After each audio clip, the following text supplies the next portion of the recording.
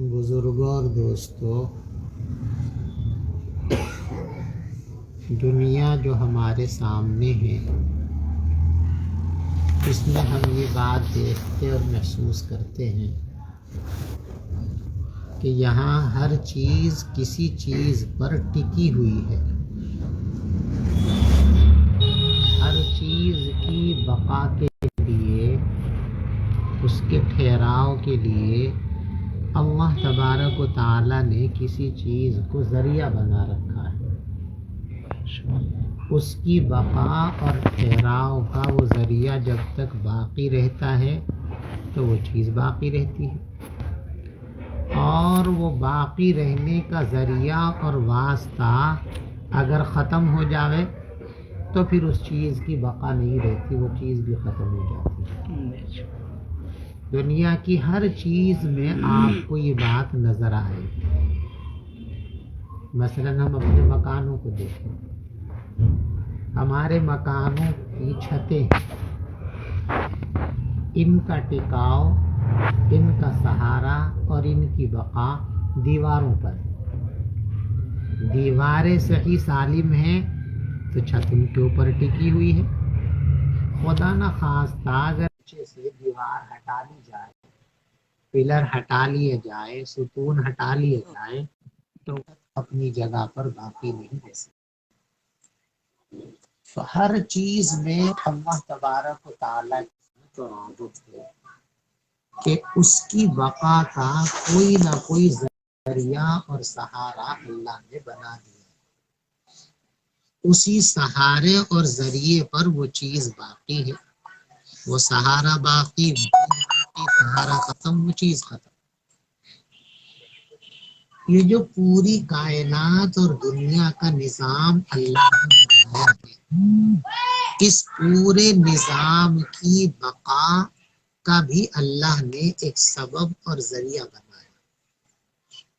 جب تک وہ سبب اور ذریعہ باقی ہے یہ کائنات کا پورا نظام باقی رہے گا، اور جب یہ ذریعہ ختم ہو جائے گا، سبب ختم ہو جائے گا تو پھر یہ کائنات کا پورا نظام ختم ہے. اب ہم دیکھ رہے ہیں آسمان اپنی جگہ پر ہے، چاند اپنا کام کر رہا ہے، سورج اپنا کام کر رہا ہے، زمین اپنا کام کر رہی ہے، پہاڑ اپنا کام کر رہے ہیں، ہوائیں اپنا کام کر رہی ہیں، دریا اپنا کام کر رہے ہیں، سمندر اپنا کام کر رہا ہے.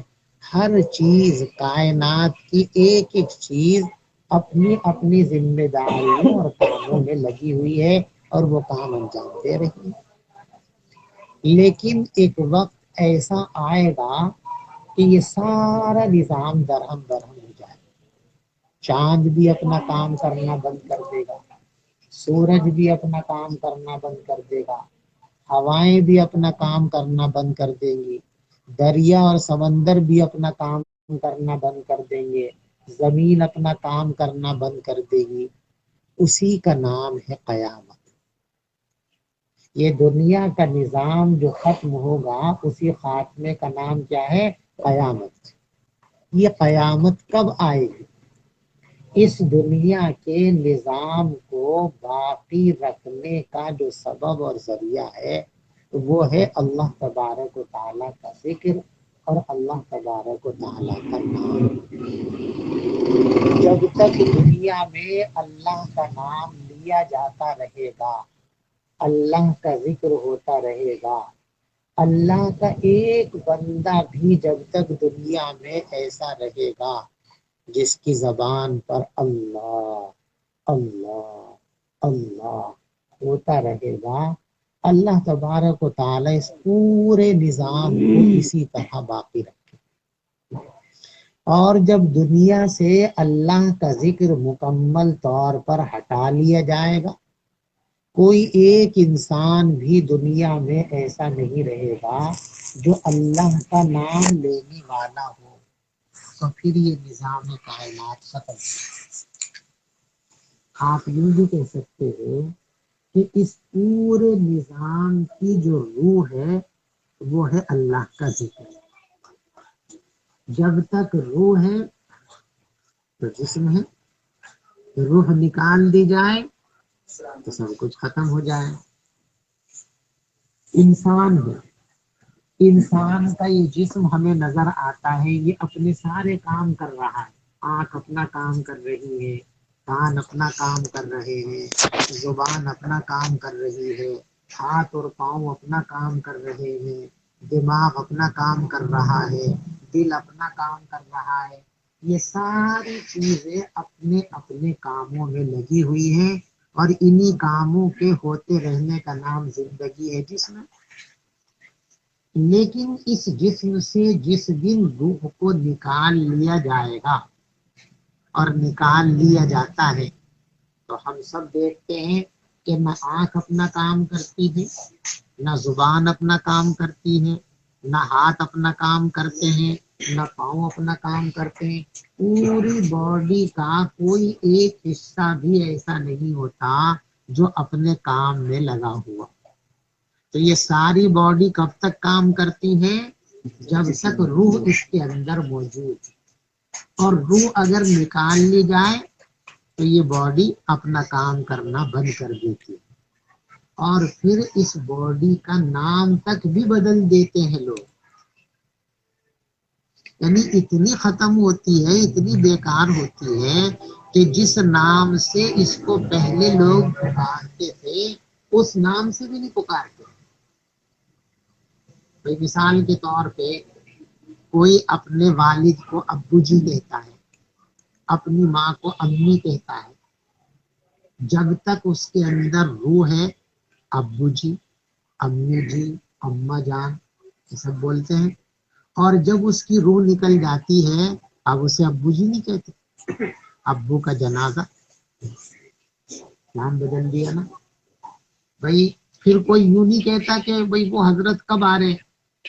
اگر کسی کا انتقال کہیں دوسری، ایک آدمی زندہ ہے، دلی گیا ہوا ہے، بمبئی گیا ہوا ہے، آپ اس کے منتظر ہیں تو کیا کہتے ہیں؟ بھائی فلاں صاحب کب آئیں گے، وہ حضرت جی کب آئیں گے، وہ بابو جی کب آئیں گے، وہ مولانا صاحب کب آئیں گے۔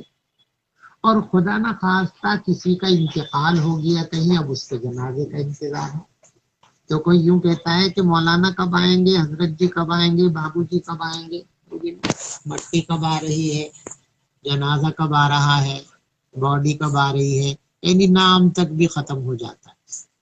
تو یہ پورا جو ہمارا جسم ہے، جو باڈی ہے، یہ پورا کارخانہ جو ہے یہ کب تک کام کرتا ہے؟ جب تک روح رہتی۔ روح نکلنے کے بعد یہ سب ختم ہو جاتا ہے، اس کو کیا کہتے ہیں؟ موت کہتے ہیں۔ اور دیکھو یہ پورا جو ہمارا جسم ہے یہ پوری کائنات کی نظیر ہے، یعنی اللہ تبارک و تعالیٰ نے یہ پوری کائنات بنا رکھی ہے، اس پوری کائنات کا نمونہ ہے یہ جسم۔ اور یہ جو موت ہے انسان کی، یہ قیامت کا نمونہ ہے۔ اسی لیے حدیث پاک میں فرمایا من مات فقد قامت قیامتہ، بھئی قیامت جب آئے گی سو آئے گی۔ جس آدمی کی موت واقع ہو گئی اس کی تو قیامت بس ابھی آ گئی، اس کا تو معاملہ ختم ہو گیا۔ تو یہ زندگی اور یہ بدن یہ پوری کائنات کا نمونہ، اور موت قیامت کا نمونہ۔ روح نکل گئی، موت آ گئی۔ ایسے ہی کائنات کی روح جس دن نکل جائے گی، اس کائنات کو موت آ جائے گی، جس کا نام ہے۔ تو یہ پوری کی پوری کائنات کا جو نظام ہے یہ کس پر ٹکا ہوا ہے دوستو؟ اللہ کے ذکر پر، اللہ کے نام پر ٹکا ہوا ہے۔ اس کا مطلب یہ ہوا کہ اللہ کا نام لینا اور اللہ کا ذکر کرنا عبادت تو ہے ہی، اس لیے کہ ساری عبادتوں کی جان ہی ذکر ہے۔ ایک مرتبہ نبی پاک صلی اللہ علیہ وسلم سے یہ پوچھا گیا ای الصلاۃ افضل، حضرت یہ بتائیے کہ سب سے بہترین، سب سے زیادہ مضبوط اور جاندار نماز کون سی ہوتی ہے؟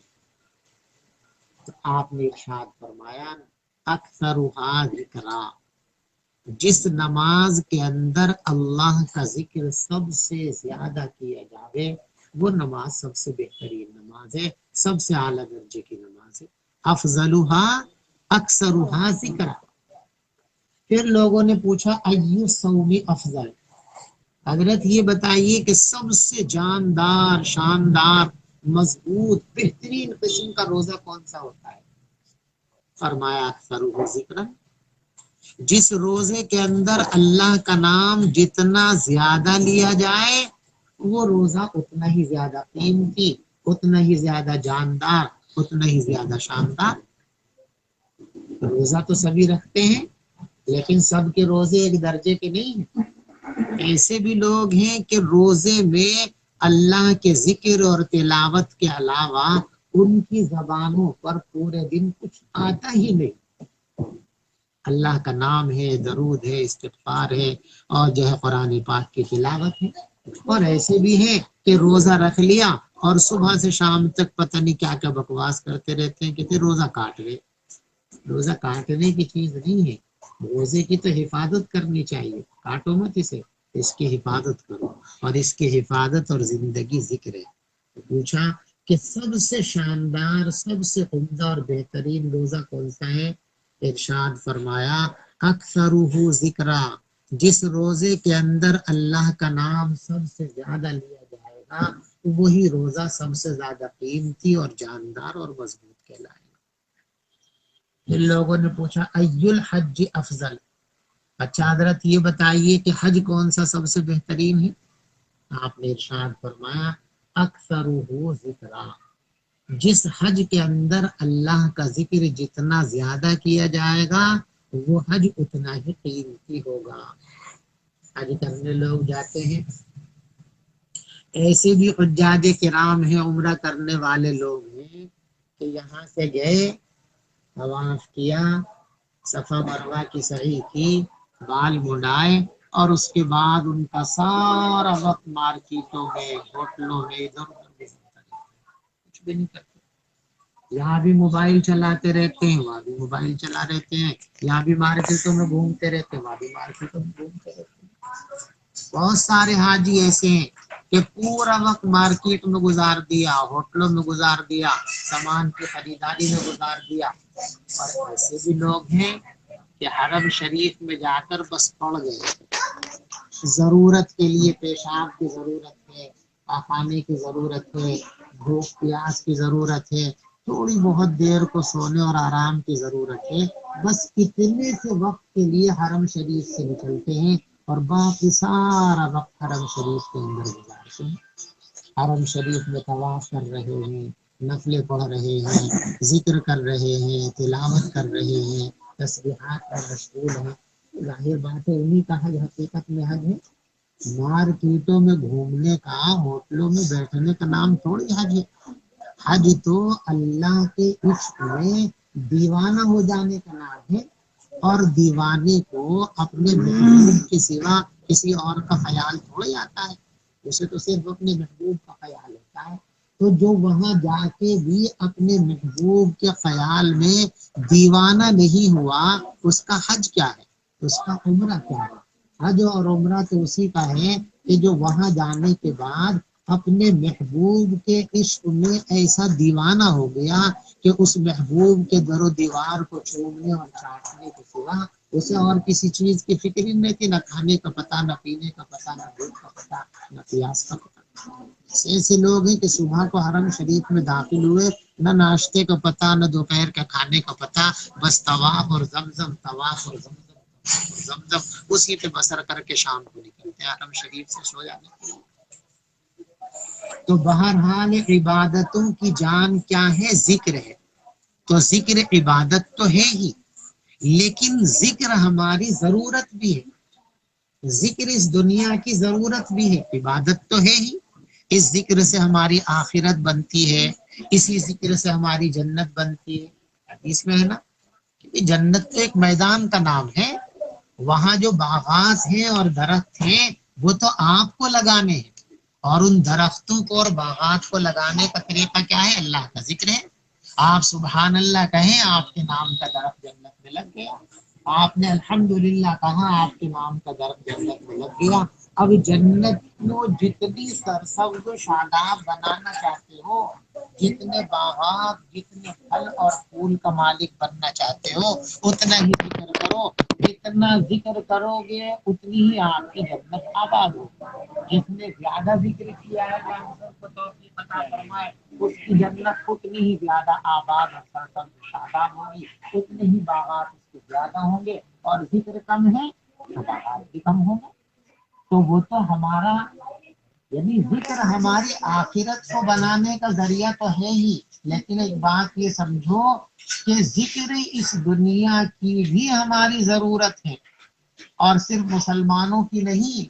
یہ ذکر جو مسلمانوں کی زبان سے اللہ تبارک و تعالیٰ کراتے ہیں، یہ کافروں کی بھی ضرورت ہے، انسانوں کے ساتھ ساتھ جانوروں کی بھی ضرورت ہے، اس لیے کہ دنیا کی بقا سب چاہتے ہیں، اور دنیا کی بقا یہ ذکر ہی ہے۔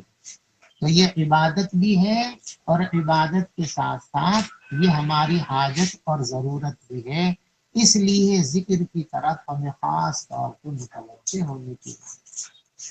اسی لیے اللہ کے رسول صلی اللہ علیہ وسلم کے بارے میں حدیث پاک میں یہ بات صراحت کے ساتھ موجود ہے کہ کوئی لمحہ، کوئی آن، کوئی گھڑی حضور پاک صلی اللہ علیہ وسلم کی ذکر سے اور اللہ کی یاد سے خالی نہیں۔ آپ کی بیوی، ہم سب کی اماں حضرت عائشہ صدیقہ رضی اللہ تعالیٰ عنہا فرماتی یذکر اللہ علی کل احیانہ او کما قال، رسول پاک صلی اللہ علیہ وسلم کو اپنی زندگی کے ہر لمحے، ہر آن بس اللہ کی یاد میں مصروف رہتے تھے، اللہ کی یاد سے کوئی لمحہ آپ کا خالی نہیں۔ جب رسول پاک صلی اللہ علیہ وسلم کا کوئی لمحہ اللہ کی یاد سے خالی نہیں ہوتا تھا، تو بتاؤ ہمیں کیا کرنا چاہیے؟ لقد کان لکم فی رسول اللہ اسوۃ حسنہ، حضور کی زندگی ہی تمہاری زندگی کے لیے نمونہ اور معیار ہے۔ جب آپ کی کوئی گھڑی ذکر سے خالی نہیں ہوتی تھی، تو ایمان کا تقاضا یہ ہے کہ ہماری زندگی کی کوئی گھڑی، کوئی لمحہ اللہ کے ذکر سے اور اللہ کی یاد سے خالی نہیں ہونا چاہیے۔ ایک لمحہ بھی ایسا نہیں گزرنا چاہیے کہ جب اللہ کی یاد ہمارے دل کے اندر نہ ہو۔ اگر یہ کمال پیدا ہو گیا تو سمجھو کہ ہم نے اپنی زندگی کے مقصد کو پورا کیا۔ اس لیے کہ جو کچھ بھی ہے وہ صرف اللہ کی محبت اور اللہ کی معرفت کے لیے ہے۔ اللہ سے محبت اور اللہ سے جان پہچان اور تعلق قائم کرنے کے لیے تو سارا کام ہے۔ وما خلقت الجن والانس الا لیعبدون کی تفسیر میں بعض مفسرین فرماتے ہیں لیعبدون اے لیعرفوننی، ہم نے اس لیے انسانوں کو پیدا کیا ہے کہ وہ ہمیں جان لیں، ہمیں پہچان لیں، ہمیں سمجھ جائیں کہ ہم کیا ہیں۔ تو معرفت اور محبت یہی در حقیقت ہماری زندگی کا اصل پہلو ہے، اور یہی ہماری زندگی کی جان ہے، یہی زندگی کا مقصد ہے کہ ہمیں اللہ کی معرفت حاصل ہو جائے اور اللہ کی محبت حاصل ہو جائے۔ اور محبت کو حاصل کرنے کے لیے اللہ کے ذکر سے بہتر کوئی دوسری چیز نہیں ہو سکتی۔ کسی بھی چیز کا جتنا آپ ذکر کریں گے، جتنا تذکرہ کریں گے، اتنا ہی وہ چیز آپ کے دل کے اندر اترتی چلی جائے گی۔ انسان کی فطرت، جو چیز زبان پہ کثرت سے آتی ہے وہ دل کے اندر کثرت سے اپنی جگہ بنا لیتی ہے، جو زبان پہ نہیں آتی اس کو دل کے اندر کہاں جگہ ملتی؟ کسی چیز کو دل کے اندر اتارنے کے یہی دو راستے، زبان اور کان، زبان اور کان۔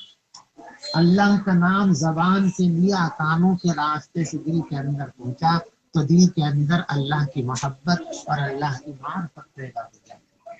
اس لیے اللہ سے محبت پیدا کرنے کا راستہ اللہ کی یاد اور اللہ کا ذکر اور اللہ کا تذکرہ۔ دیکھو یہ جو ہم سے کہا گیا اذکروا اللہ ذکرا کثیرا، اللہ کو بہت کثرت سے یاد کریں۔ نمازوں کے لیے یہ نہیں فرمایا گیا نمازوں کی تعویل اور تحویل ہے، 5 نمازیں فرض ہیں، نوافل آپ کی مرضی پر ہے، روزہ 1 مہینے کا فرض ہے، نوافل آپ کی مرضی پر ہے، حج زندگی میں 1 مرتبہ فرض ہے، زکوٰۃ سال میں 1 مرتبہ دینی ہے اور اس کی بھی لمٹ ہے 2.5% دینی ہے، لیکن ذکر کی کوئی لمیٹیشن نہیں ہے، کوئی حد نہیں ہے، کوئی تعین نہیں فرمایا اذکروا اللہ ذکرا کثیرا، جتنا زیادہ سے زیادہ کر سکتے ہو اتنا ذکر کرو، وسبحوہ بکرۃ واصیلا، صبح کو کر لیا شام کو چھٹی، شام کو کر لیا صبح کو چھٹی نہ، وسبحوہ بکرۃ واصیلا، اللہ کی پاکی تو صبح کو بھی بیان کرو اور شام کو بھی بیان کرو، اور صبح و شام کا مطلب صبح و شام نہیں ہے، بہت سے لوگ سمجھتے ہیں بھائی صبح کو کیا اور شام کو کیا دو ہی وقت تو فرمائے، یہ غلط بات ہے، سبحوہ بکرۃ واصیلا، صبح کے وقت بھی اللہ کی پاکی بیان کرو، شام کو بھی اللہ کی پاکی بیان کرو، صبح و شام سے مراد صرف صبح و شام نہیں ہے، بلکہ صبح و شام کہنے کا مطلب ہے ہر وقت ہر وقت ہر وقت۔ ہماری اردو زبان کے اندر ایک محاورہ ہے نا، جب یہ بیان کرنا چاہیں کہ بھی فلاں آدمی یہ کام بہت کثرت سے کرتا ہے تو کیا کہتے ہیں، بس صبح سے شام تک اسے تو ایک ہی کام، تو صبح سے شام تک کا مطلب ہر وقت ہر وقت، تو سبحوہ بکرۃ واصیلا کا یہ مطلب نہیں ہے کہ بس صبح کو اللہ کو یاد کر لیا شام کو اللہ کو یاد کر لیا بس ہو گیا کام، نہ، صبح و شام کا مطلب یہ ہے کہ ہر وقت اللہ کی یاد میں ہم کو مشغول رہنا چاہیے، اور یہ اللہ کی یاد اور اللہ کا ذکر 2 طرح سے، اس کو یوں بھی کہہ سکتے ہیں، ایک ہے ذکر قلبی اور ایک ہے ذکر لسانی، ایک زبان سے اللہ اللہ کرنا اور ایک دل سے اللہ اللہ کرنا، اور اس کو اردو میں یوں کہتا ہوں کہ ایک ہے تذکرہ اور ایک ہے یاد، ذکر کے 2 معنی، ذکر کے ایک معنی ہے کسی چیز کا تذکرہ کرنا، اس کا نام لینا، تو اللہ کا ذکر کرنے کا ایک مطلب یہ ہے کہ اللہ کا تذکرہ کیا جائے، اللہ کا نام لیا جائے، الحمدللہ، سبحان اللہ، اللہ اکبر، لا الہ الا اللہ، اللہ اللہ اللہ اللہ اللہ اللہ، یہ ہے اللہ کا ذکر یعنی اللہ کا تذکرہ، اور ایک ذکر ہے جسے ہم اردو میں کہتے ہیں یاد، یاد کیا ہے؟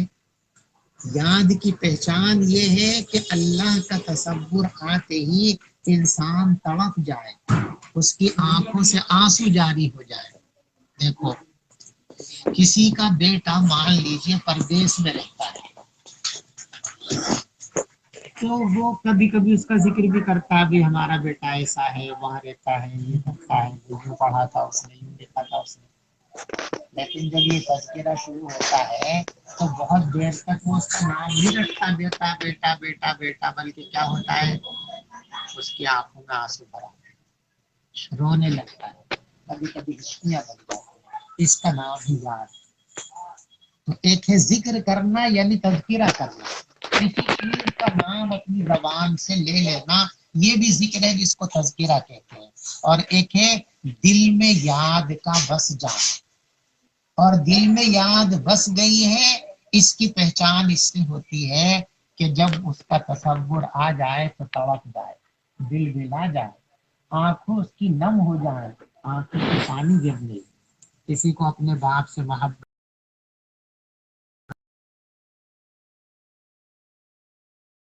آنسو جاری ہو جاتے ہیں، سسکیاں نکلنے لگتی ہیں، آدمی بے چین ہو جاتا ہے، نہ کھانے کو دل چاہتا ہے نہ پینے کو دل چاہتا ہے، نہ نیند آتی ہے، کچھ بھی نہیں ہوتا، بس اسی کے تصور ہو جاتا ہے، کسی کی بیوی کا انتقال ہو گیا، اب اسے بیوی کا خیال آیا، رو رہا ہے، نہ کھانے کا ہے نہ پینے کا ہے نہ سونے کا ہے، ماں کا انتقال ہو گیا، خیال آ گیا، آنکھوں میں آنسو آ گئے ہیں، اب جو ہے اس کے خیال میں رو رہا ہے، اور جو ہے نہ نیند آ رہی ہے نہ بھوک ہے نہ پیاس ہے، کوئی چیز اچھی نہیں لگتی، بس ہر چیز کو چھوڑ کر کے اسی کی یاد میں آدمی کراہنے لگتا ہے، اسے کہتے ہیں یاد، در حقیقت یہی اصل ذکر، اصل ذکر اللہ تبارک و تعالیٰ کا اصل ذکر یہی ہے کہ اللہ کی محبت میں انسان تمام چیزوں کو بھول جائے، تمام چیزوں سے اس کی توجہ ہٹ جائے، اللہ کے نام کے مقابلے میں، اللہ کی محبت کے مقابلے میں اسے کوئی چیز اچھی نہیں لگتی، تو سب اس کے دل کے اندر اللہ کی یاد اور اللہ کی محبت۔ تو ہمیں یہ دونوں طرح کا ذکر کرنا ہے، اللہ کا تذکرہ بھی کرنا ہے، یعنی زبان سے کثرت کے ساتھ اللہ کا نام بھی ہم کو لینا ہے، اللہ اللہ اللہ اللہ۔ اس کو بھی حدیث میں فرمایا گیا کہ اس کو لازم پکڑ لو، فرمایا وَإِذَا خَلَوْتَ فَحَرِّكْ لِسَانَكَ بِذِكْرِ اللَّهِ مَا اسْتَطَعْتَ۔ جب تم اکیلے ہوا کرو تو بس اپنی زبان کو جس قدر اللہ کے نام میں لگا سکتے ہو لگا دو، جتنا زیادہ سے زیادہ زبان پر اللہ کا نام لا سکتے ہو لے آؤ۔ اور یاد، اس کو بھی حدیث کے اندر فرمایا گیا، اور اس پہ بڑے انعام کا وعدہ ہے۔ دیکھو فرمایا کہ 7 آدمی ایسے ہیں جن کو قیامت کے دن خاص سائے میں جگہ دی جائے گی، اور اس دن اس خاص سائے کے علاوہ دوسرا کوئی سایہ ہوگا ہی نہیں حشر کے اندر، دھوپ ہی دھوپ ہوگی، دھوپ ہی دھوپ ہوگی۔ اللہ تبارک و تعالیٰ ایک مخصوص سایہ بنائیں گے، بس اس مخصوص سائے میں اللہ تبارک و تعالیٰ اپنے خاص خاص بندوں کو جگہ عطا فرمائیں گے۔ اللہ ہم سب کو ان میں شامل کرے۔ نبی پاک صلی اللہ علیہ وسلم نے 7 لوگوں کے بارے میں فرمایا، بخاری شریف کی حدیث ہے، سبعۃ یظلهم اللہ فی ظلہ یوم لا ظل الا ظلہ۔ 7 آدمی ایسے ہیں کہ جن کو قیامت کے دن اللہ تبارک و تعالی اپنے خاص سائے میں جگہ عطا فرمائیں گے، جس دن اس خاص سائے کے علاوہ کوئی سایہ نہیں۔ وہ جو 7 طرح کے لوگ ہیں ان میں ایک آدمی کو فرمایا ذکر اللہ خالیا ففاضت عینا، اکیلا بیٹھا ہوا ہے، اللہ کی یاد آ گئی، اللہ کا تصور آ گیا، ٹپا ٹپ اس کی آنکھ سے آنسو گر گئے۔ اتنی محبت ہو جائے اللہ سے، اتنی محبت ہو جائے کہ اللہ کی یاد آتے ہی، اللہ کا دھیان آتے ہی رو پڑے اللہ کی محبت میں، اللہ کی جدائی اس کو شاق گزرے، رو رہا ہے کہ یہ اس لائق بندہ ہے کہ قیامت کے دن اس کو مخصوص سائے میں جگہ دی جائے گی۔ اللہ ہم سب کو تو ہمیں اللہ کی یاد اپنے دل میں بھی بسانی ہے، اور اپنی زبان پر بھی ہر وقت اللہ کے نام کو جاری رکھنا ہے۔